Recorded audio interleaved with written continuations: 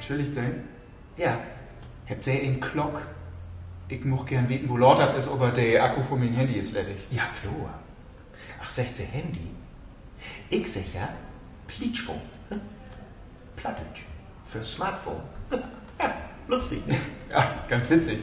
Und das hier ist mein Pleatsch-Clock. Was dort sie? Smartwatch. Das ist ein dolles Ding.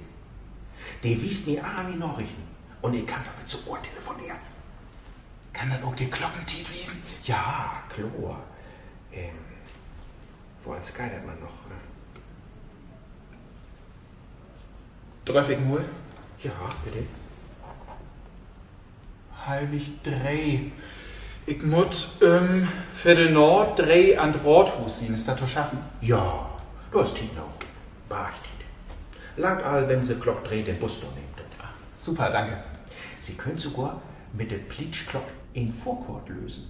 Wenn Sie das richtige Proc ob er Pleatsch-Phone nimmt. Was dort Sie? Proc. Das ist wie die Idee. Plattdeutsch für App. Von Programm. Ja. Proc. Kordaf und doch. Findest du nicht auch? Doch. Wenn Sie das so verkloren tut. Ich kann natürlich auch sagen, nicht von anwenden. Nee, Peter Proc.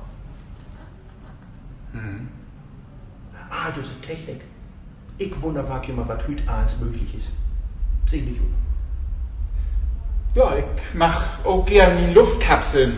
So habe ich mich rum mit. Luftkapsel. AirPods. Ja. Naja. Guide vielleicht ein bisschen wiegen. Versteht ja kein, ey.